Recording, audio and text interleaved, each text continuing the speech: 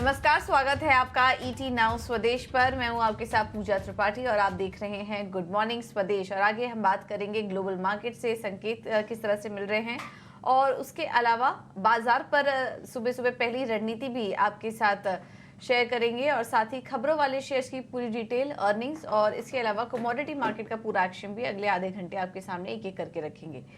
चलिए, सबसे पहले शुरुआत करेंगे एशियाई बाजारों से और संकेत आज भी कमजोरी के ही हैं। गिफ्ट निफ्टी करीब 90 अंक नीचे कारोबार कर रहा है और अन्य मार्केट्स पर नजर डालेंगे तो जापान के बाजार भी करीब 600 अंक नीचे कारोबार कर रहे हैं। कोरिया के बाजार भी आधा % से ज्यादा नीचे हैं। चीन के बाजार में भी हल्की हरे निशान में कारोबार हो रहा है और हांगकांग के बाजार भी देखेंगे तो वहां पर भी हल्के हरे निशान में कारोबार हो रहा है। तो काफी मिले जुले संकेत है, लेकिन ज्यादातर जो इंडाइसेस है वो आज लाल निशान में ही दिखाई दे रहे हैं। और अन्य संकेतों पर नजर डालें तो यूएस के बाजारों से आज भी कमजोर संकेत ही मिल रहे हैं।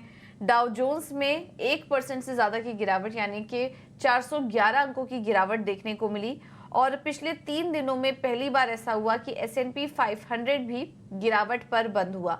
S&P 500 के 440 शेयरों में गिरावट हुई और सभी 11 सेक्टर लाल निशान में बंद हुए। वजह थी बॉन्ड यील्ड्स में तेजी की 4.6% के पार 10 साल के ट्रेजरी यील्ड्स निकल गए, जिससे कि टेक शेयरों में भी कमजोरी थी। एनवीडिया के शेयर में हल्की बढ़त आई, लेकिन उससे ज्यादा कुछ सहारा नहीं मिला टेक्नोलॉजी शेयरों को और हमने देखा कि नैस्डैक भी आधे % नीचे ही बंद हुआ। और जैसा कि हम आपको कल भी बता रहे थे कि यूएस में जो ट्रेजरी ऑक्शन शुरू हुए उसे कमजोर रिस्पांस मिला, जिसके चलते बॉन्ड यील्ड्स में अभी भी तेजी बनी हुई है। बाजार की नजर अब शुक्रवार को आने वाले महंगाई के आंकड़े, पीसीई के आंकड़े किस तरह के होते हैं इस पर नजर बनी रहेगी। फिलहाल बॉन्ड यील्ड्स में जो तेजी है और इसके अलावा फेड ऑफिशियल्स की तरफ से जो हॉकिश बयान आ रहे हैं उसको लेकर बाजार में फिलहाल अनसर्टेनिटी बनी हुई है, चिंता का माहौल है, जिसके चलते हम बाजार में वीकनेस देख रहे हैं। तो कोई बड़ा ट्रिगर नहीं मिल रहा है फिलहाल तेजी के लिए, जिसके चलते ये वीकनेस है। अब पीसी के आंकड़े कैसे होते हैं इस पर दुनिया भर के बाजारों की नजर टिकी हुई है। साथ ही साथ आज वीकली जॉबलेस क्लेम के भी आंकड़े आएंगे और उस पर भी हमारी नजर होगी। यूरोप के बाजारों से भी कमजोर संकेत ही दिखाई दे रहे हैं और डॉलर बॉन्ड यील्ड्स में जो तेजी आई उससे हम देख रहे हैं कि सोने में नरमी हुई और 3333 के पास डॉलर के पास सोना कारोबार कर रहा है। फेड ऑफिशियल्स के हॉकिश बयान भी आ रहे हैं इस बीच, जिसके चलते भी सोने में नरमी है। और वही कच्चे तेल में भी हमने वीकनेस देखी, इस वक्त 83 के नीचे डॉलर के पास कारोबार कर रहा है। यूएस गैसोलीन के मांग में कमजोरी से कच्चे तेल में नरमी देखने को मिल रही है और डॉलर भी थोड़ा मजबूत हुआ है, उससे भी कच्चे तेल में प्रेशर है। तो ये इस वक्त के संकेत नेगेटिव साइड ही हैं। और क्योंकि बॉन्ड यील्ड्स में जो तेजी हम लगातार देख रहे हैं उससे यूएस मार्केट में इस वक्त प्रेशर आ रहा है। तो संकेत आज के लिए नेगेटिव। एक बार चलिए एफआईआईज और डीआईएस के आंकड़े भी देख लेते हैं, उसके बाद हमारे साथ कुछ ही देर में अंश जुड़ेंगे जिनसे ये समझेंगे कि आज बाजार में किस स्तरों पर नजर रखनी चाहिए। कैश मार्केट की बात करें एफआईआईज में तो आज 5842 करोड़ की बिकवाली का आंकड़ा है एफआईआईज की तरफ से। तो एक बड़ा आंकड़ा ये दिखाई दे रहा है एफआईआईज की तरफ से और उसका असर हमने कल के मार्केट में भी देखा। कल बाजार जितने भी अहम सपोर्ट लेवल्स थे उसके नीचे कारोबार कर रहा था और बड़ी वजह उसकी एफआईआई सेलिंग भी थी। हालांकि उसके सामने अगर डीआईएस की तरफ से देखें तो कैश मार्केट में लगभग उतनी ही खरीदारी भी हुई है और 5234 करोड़ की खरीदारी डीआईएस करके गए। इंडेक्स फ्यूचर में 1717 करोड़ की बिकवाली का आंकड़ा है। इंडेक्स ऑप्शन में 7308 करोड़ की खरीदारी हुई है एफआईआईज की तरफ से। तो ये है आज के एफआईआईज और डीआईएस के आंकड़े। अब समझ लेते हैं कि आज निफ्टी और बैंक निफ्टी में किन स्तरों पर नजर रखनी चाहिए, क्योंकि कल किसी तरह से 22,700 बचा ले गया निफ्टी। बैंक निफ्टी की भी जो कल एक्सपायरी हुई वो 640 अंकों की गिरावट के साथ यहाँ पर बैंक निफ्टी की एक्सपायरी हुई। अब आज मई सीरीज की एक्सपायरी है, तो इस लिहाज से भी थोड़ा उतार चढ़ाव बना रह सकता है। लेकिन इस बीच कौन से लेवल्स इंपॉर्टेंट होंगे आज मार्केट के लिए और आपको कैसे ट्रेड करना है, इस पर आगे हम चर्चा शुरू करेंगे। और निफ्टी और बैंक निफ्टी का डेटा पहले समझ लेते हैं। अहम सपोर्ट और रेजिस्टेंस लेवल्स क्या नजर आ रहे हैं ये बताने के लिए हमारे साथ अंश जुड़ चुके हैं। अंश, गुड मॉर्निंग। बताइए आज निफ्टी और बैंक निफ्टी का डेटा क्या कह रहा है? गुड मॉर्निंग पूजा। तो जैसे कि आपने बताया कि हाँ, हमने 22,700 का लेवल बचा तो लिया, लेकिन जो 22,800 का था वो काफी अहम लेवल था जो हमने तोड़ दिया। एक्चुअली वो काफी एक स्ट्रॉन्ग सपोर्ट था। अगर आज थोड़ा सा कवरिंग हुआ तो इसके ऊपर भी आ सकता है क्योंकि काफ़ी वॉलेटिलिटी एक्सपेक्ट कर रहे हैं मार्केट में। इस लिहाज से अगर देखें तो पहला शॉर्ट टर्म रेजिस्टेंस हमें ये 22,800 का ही नज़र आता है। यहाँ से ऊपर जाता है तो एक सीधे एक फ्री मूव जैसा है 22,970 980 लेवल तक का, जो कि हाईएस्ट क्लोज है। वहाँ तक का एक एक्सपेक्टेशन किया जा सकता है, वहाँ पे एक स्ट्रॉन्ग रेजिस्टेंस दिख सकता है। नीचे की तरफ सपोर्ट देखें तो यहाँ पे 22,600 का हमें सपोर्ट दिखता है, जो कि 23 मई का लो भी है। 23 लो का अगर मूव देखेंगे तो उस दिन कुछ 350 अंक चढ़ा था निफ्टी, तो इसलिए उस लिहाज से यहाँ पे काफी अच्छा सपोर्ट बेस बनता हुआ दिख सकता है। अगर आज ये लेवल भी तोड़ता हुआ मार्केट नीचे जाता है तो फिर सीधे 22,480 का लेवल है, जो कि 20 डीएमए का लेवल भी है, तो वहां पे दूसरा एम सपोर्ट दिख सकता है। निफ्टी बैंक की बात की जाए तो यहाँ पे 49,100 का पहला रेजिस्टेंस दिखता है, जो कि पहले इसी हफ्ते में मंडे ट्यूसडे का लो था, तो वहाँ पे पहले सपोर्ट बन रहा था, वो टूट चुका है। तो अब नीचे से अगर ऊपर जाएंगे तो वही सपोर्ट रेजिस्टेंस के तौर पे दिख सकता है। अगर उसे भी तोड़ते हुए अगर हम ऊपर जाते हैं तो दूसरा अहम रेजिस्टेंस हमें 49,600 पर दिखता है, जो कि इस हफ्ते का हाई लेवल के पास का भी लेवल है। इसमें सपोर्ट देखें तो यहाँ पे नीचे 48,300 का पहला अच्छा सपोर्ट दिखता है, जो कि 20 डीए में भी है। यहाँ से नीचे जाता है तो बहुत ही स्ट्रॉन्ग सपोर्ट है 47,700 के पास का।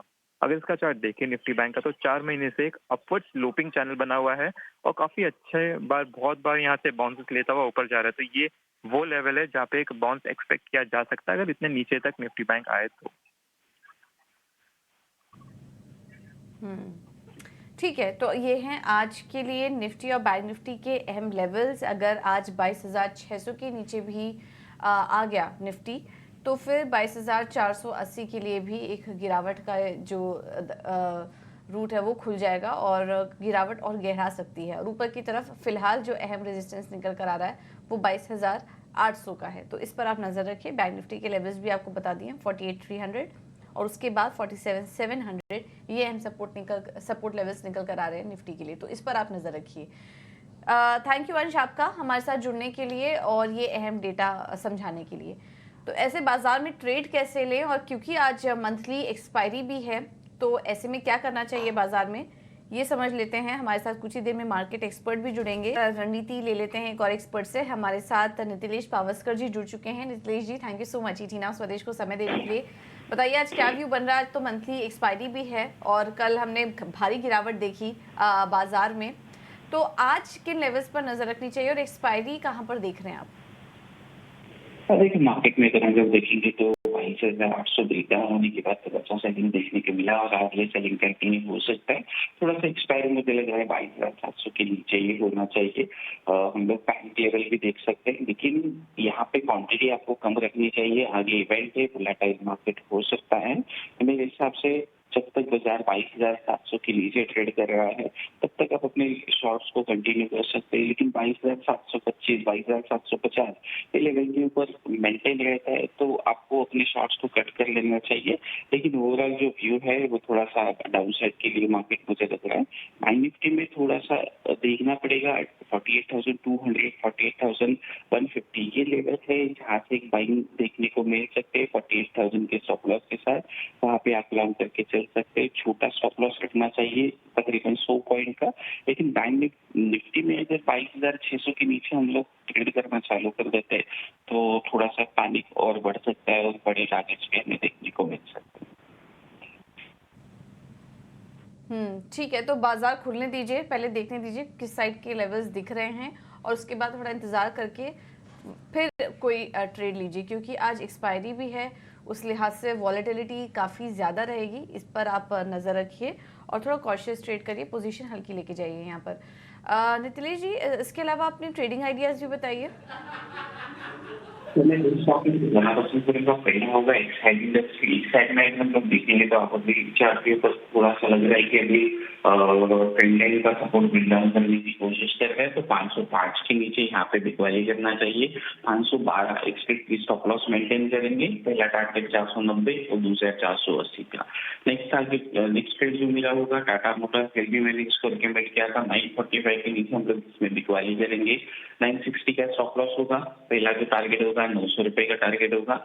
940 के नीचे ट्रेड करना चालू कर देगा तो हम लोग हमारे स्टॉप लॉस है वो 950 के आसपास लेके चलेंगे। है, तो ये है आज ट्रेडिंग की रणनीति नीतिलेश जी की तरफ से। नीतिलेश जी, थैंक यू सो मच आपका समय देने के लिए और ये रणनीति सुझाने के लिए। तो एक्साइड में बिकवाली करके चलिए 492 के लेवल्स के लिए, और टाटा मोटर्स में बिकवाली करने की सलाह है, 920 के लेवल्स आ सकते हैं। तो दोनों ही ट्रेड जो आज हमें मिल रहे हैं वो बिकवाली के हैं, इस पर आप नज़र रखिए। और बाजार में जैसा कि हमने आपको बताया कि स्टॉक स्पेसिफिक रणनीति ज़्यादा अपना के चलिए, मंथली एक्सपायरी भी है, बड़े इवेंट्स हैं, और हम आपको बार बार बता रहे हैं कि ये जो पूरा माहौल बन रहा है इसमें वॉलेटिलिटी काफ़ी ज़्यादा रह सकती है, तो संभल के ट्रेड कीजिए इस वक्त बाजार में। चलिए अब आगे बढ़ेंगे और बात करते हैं खबरों की और नतीजों वाले शेयर्स की। हमारे साथ शरद जुड़ चुके हैं पूरा अपडेट लेकर। शरद, गुड मॉर्निंग। बताइए सबसे पहले तो कल बाजार बंद होने के बाद कौन कौन से नतीजे आए? गुड मॉर्निंग पूजा। तो ऑफकोर्स बाजार बंद होने के बाद जो है एक निफ्टी का नतीजा आया है, और अब याद रखिए निफ्टी के सारे अर्निंग्स ऑलमोस्ट कंप्लीट हो गए, बस एक बाकी है अपोलो, वो है कल, उसके बाद अर्निंग सीजन खत्म हो जाएगा। टाटा स्टील के अगर आंकड़ों की बात करें तो रेवेन्यू, एबिडा, मार्जिन तीनों में ही बीट आया है, और जो इंडियन एबिडा ऑपरेशंस हैं, जो आप कहते हैं कामकाजी मुनाफे, जो इंडिया की जो एडजस्टेड एबिडा पर टन होती है, वो तो अनुमान से बेहतर आ ही रहे हैं। लेकिन इंटरेस्टिंगली जो यूरोप की मार्केट्स है, अब वहाँ पे लॉसेस नैरो होने लगे हैं। और एक इम्पॉर्टेंट चीज़ बताता हूँ कि जो फर्नेस है, जो उनके जो फर्नेसेस बंद थे, अब वो ऑपरेशनल होने लगे। तो थोड़ी कंट्रीब्यूशन तो आई है फोर्थ क्वार्टर में, लेकिन फर्स्ट क्वार्टर FY25 में भी कंट्रीब्यूशन दिखेगा। तो ओवरऑल बहुत स्ट्रॉन्ग सेट ऑफ नंबर्स आए हैं। स्ट्रॉन्ग सेट ऑफ नंबर्स में कमिंस इंडिया के भी आंकड़े की बात करेंगे, जहाँ पे उनके जो डोमेस्टिक बिजनेस है वहाँ पे शानदार परफॉर्मेंस देखने मिला है, और जो CPCB सेगमेंट है वहाँ पे बुलिश नज़रिया कंपनी का बना है। GMR एयरपोर्ट्स की बात करें, एयरपोर्ट की थीम है जो हमने पहले ही आपको ET नाउ स्वदेश में बताया था कि अब जो है ये एक यूटिलिटी प्ले से जो है रिटेल प्ले में जा रहा है। नंबर्स भी देखें तो बहुत स्ट्रॉन्ग आया है, कामकाजी मुनाफा तो डबल से ज़्यादा हो गया है।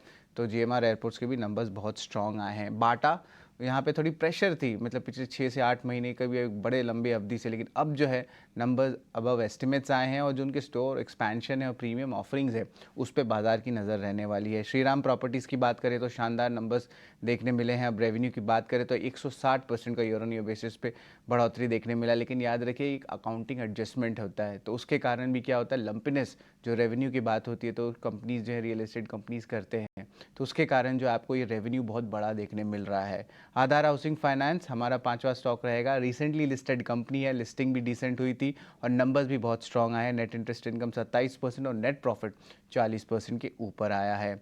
स्मॉल कैप कंपनी EFCI जो आप कह सकते हैं कि ऑफिस सॉल्यूशंस में भी है, इंटीरियर सॉल्यूशंस में है, स्ट्रॉन्ग सेट ऑफ नंबर यहाँ देखने मिले हैं, और नेट प्रॉफिट देखें तो 211% का ईयर ऑन ईयर बेसिस पे बढ़ोतरी देखने मिला है।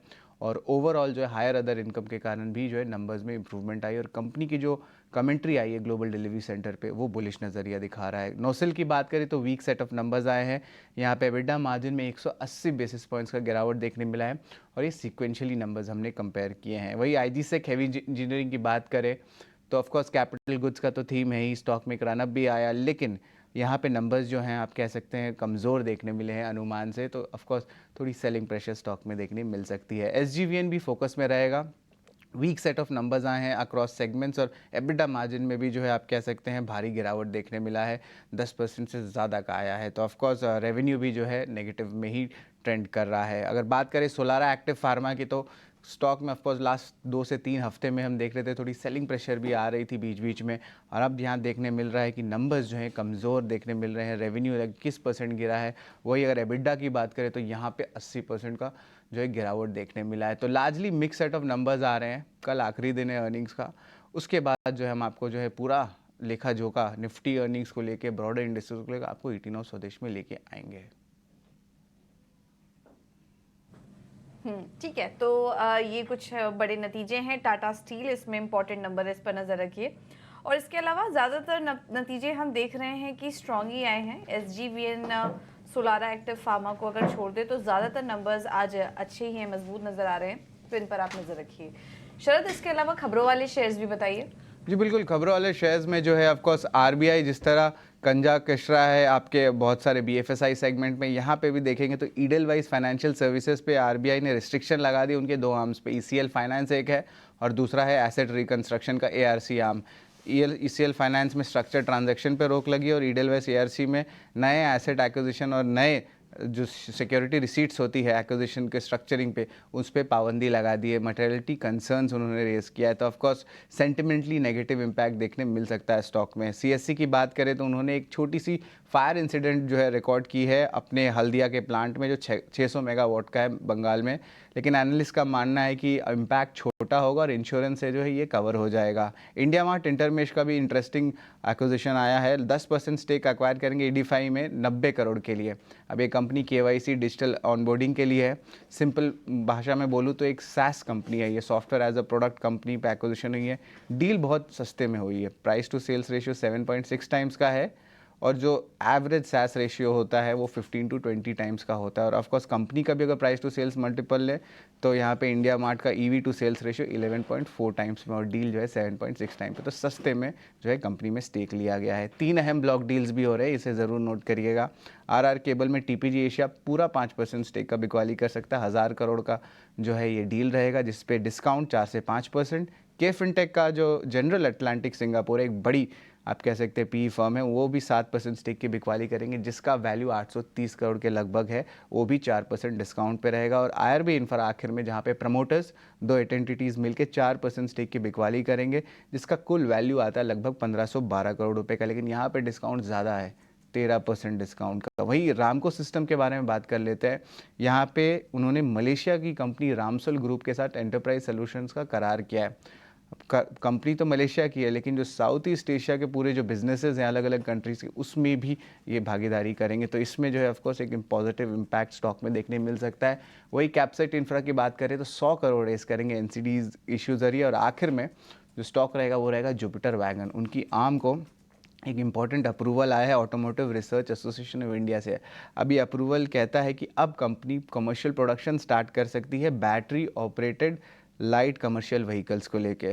तो ये एक इंटरेस्टिंग डेवलपमेंट है, यहाँ पे एक पॉजिटिव रिएक्शन स्टॉक में देखने मिल सकता है। But all in all block deals बहुत चल रहे हैं, तो हम बहुत बिजी रहने वाले 9 से 9:15 के बीच। बिल्कुल। तो काफ़ी सारे ब्लॉक डील्स हैं, K fintech, IRB infra, RR काबिल, इन सब में ब्लॉक डील्स होने की संभावना है। एडलवाइस पर नजर रखिए, आज स्टॉक में रिएक्शन देखने को मिल सकता है RBI की सख्ती के बाद, और जुपिटर वेगन को लेकर एक पॉजिटिव खबर। तो ये आज तमाम खबरें हैं जिन पर कि आज फोकस रहेगा। थैंक यू शरद आपका ये पूरा अपडेट देने के लिए। चलिए अब आगे बढ़ेंगे और बात करते हैं ब्रोकरेज रिपोर्ट की। ब्रोकरेज हाउस के radar पर कौन कौन से स्टॉक्स हैं, बात करने के लिए हमारे साथ आशीषा जुड़ चुकी हैं। आशीषा, गुड मॉर्निंग, बताइए। गुड मॉर्निंग पूजा। तो सबसे पहले CG पावर की बात करते हैं। यहाँ पर UBS की रिपोर्ट आई है, उन्होंने खरीदारी की राय बरकरार रखी है। टारगेट प्राइस पहले जो 580 रुपए प्रति शेयर था वो अब बढ़ाकर 850 रुपए प्रति शेयर कर दिया है। उनका मानना है कि कैपिटल एलोकेशन काफ़ी स्ट्रांग है और प्रॉफिटेबिलिटी ग्रोथ कंपनी अच्छा रिपोर्ट कर सकती है अगले कुछ सालों के लिए। मीडियम टर्म डिमांड ड्राइवर्स भी काफ़ी अच्छे हैं, जिसके चलते उन्होंने टारगेट प्राइस बढ़ाकर 850 रुपए प्रति शेयर कर दिया है। इसके अलावा एल्केम लेबोरेटरीज के कल नतीजे मार्केट आवर्स में आए थे, नतीजे कमजोर थे। जेफरीज ने अंडर परफॉर्म की रेटिंग बरकरार रखी है और टारगेट प्राइस भी घटा दिया है। 4200 रुपए प्रति शेयर का अब उनका रिवाइज टारगेट प्राइस है। उनका मानना है कि नतीजे काफी कमजोर थे, अक्रॉस रीजन्स डिसअपॉइंटमेंट दिखी चौथी तिमाही में, जिसके चलते उन्होंने FY 25 और 26 के EPS एस्टिमेट्स भी घटा दिए हैं। प्रेस्टीज एस्टेट्स पर भी जेफरीज की रिपोर्ट आई है, अंडर परफॉर्म की रेटिंग बरकरार रखी है और टारगेट प्राइस बढ़ाकर 1215 रुपए प्रति शेयर का कर दिया है। उनका मानना है कि गाइडेंस काफी स्ट्रांग है। FY 25 के लिए जो आउटलुक दिया है मैनेजमेंट ने वो काफी स्ट्रांग है। एग्जीक्यूशन पर स्ट्रीट की नजर रहेगी, but all in all positive नजरिया है, जिसके चलते उन्होंने टारगेट प्राइस बढ़ाया है। इसके अलावा इमामी की बात करते हैं तो गोल्डमैन सैक्स की रिपोर्ट आई है, खरीदारी की राय बरकरार रखी है, टारगेट प्राइस बढ़ाकर 640 रुपए प्रति शेयर का कर दिया है। उनका मानना है कि ग्रोथ अपॉर्चुनिटीज काफ़ी स्ट्रांग है और वैल्यूएशन को देखें तो अभी पिकअप भी नज़र आ सकता है स्टॉक में, अच्छे रिटर्न्स स्टॉक दे सकता है। समर सीजन काफ़ी अच्छी रही, जिसके चलते H1 FY 25 में वॉल्यूम ग्रोथ भी काफ़ी अच्छा रहेगा, जिसके चलते अगले कुछ क्वार्टर्स के लिए नतीजे भी काफ़ी अच्छे दिख सकते हैं। तो उन्होंने खरीदारी की राय बरकरार और 640 रुपए प्रति शेयर का इमामी पर लक्ष्य रखा है। ठीक है, तो ये हैं आज ब्रोकरेज रिपोर्ट्स, इस पर नजर रखिए। इमामी यूरेका फॉल्स जैसी कंपनियों पर नतीजे आए। कल कंपनियों के नतीजे भी आए थे और उस पर रिजल्ट्स पर आज काफ़ी सारी रिपोर्ट्स आई हैं, तो इस पर फोकस रहेगा। चलिए अब रुक करते हैं कमोडिटी मार्केट की तरफ और हमारे साथ रणनीति बताने के लिए फ़ोन लाइन पर मौजूद हैं ट्रेडबूस्ट सिक्योरिटी से Bhavik Patel. Bhavik Patel ji, thank you so much ET Now Swadesh को समय देने के लिए। बताइए आज कहाँ मौके देख रहे हैं कमोडिटी मार्केट में ट्रेड के लिए? Good morning. देखिए, सोने में अगर हम देखें तो कल भी थोड़ी बिकवाली देखने को मिली, तो थोड़ा कंसोलिडेशन फेज हो रहा है। तो सोने में मुझे लग रहा है कि आज भी सेल ऑन राइज की रणनीति रखनी चाहिए। अराउंड 72,300 टारगेट रख सकते हैं 72,000 का, और स्टॉप लॉस रख सकते हैं 72,450 का। पर चांदी देखें तो चांदी कल भी नया हाई MCX में बनाए थे और अभी भी स्ट्रॉन्ग लग रही है। आई थिंक शॉर्ट टर्म में आउट परफॉर्म कर सकती है। चांदी बाय कर सकते हैं 95,700 पे, टारगेट 96,500 का, और स्टॉप लॉस रख सकते हैं 95,100 का। कच्चे तेल की बात करें, आई थिंक कच्चे तेल में अभी भी थोड़ी बिकवाली देख सकते हैं कल के सेलिंग प्रेशर के बाद। तो वहाँ पे मैं सेल की रिकमेंडेशन दूंगा 6660 के करीब, 6590 के टारगेट के लिए। और बेस मेटल्स में अगर देखें तो कॉपर में मुझे लग रहा है थोड़ा और कंसोलिडेशन फेज जो चल रहा है वो कंटिन्यू हो सकता है। कॉपर बेच के चल सकते हैं 906 के करीब, 898 के टारगेट के लिए, और 909 का स्टॉप लॉस रख सकते हैं। ओके, थैंक यू भाविक जी समय देने के लिए और ये रणनीति भी सुझाने के लिए।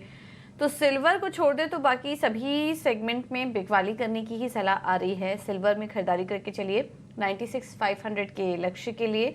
बाकी गोल्ड में वीकनेस और बढ़ सकती है, 72,000 तक के लेवल्स आ सकते हैं इसमें, तो यहाँ पर नज़र रखिए। क्रूड में बिकवाली करने की सलाह है, 6,590 के टारगेट के लिए यहाँ पर बेच के चल सकते हैं, क्योंकि डॉलर में हमने देखा कि मजबूती आई है, जिसके चलते गोल्ड और कच्चे तेल दोनों में गिरावट संभव है। और कॉपर में भी बिकवाली करके चलिए 898 के लक्ष्य के लिए, स्टॉप लॉस होगा 909 का।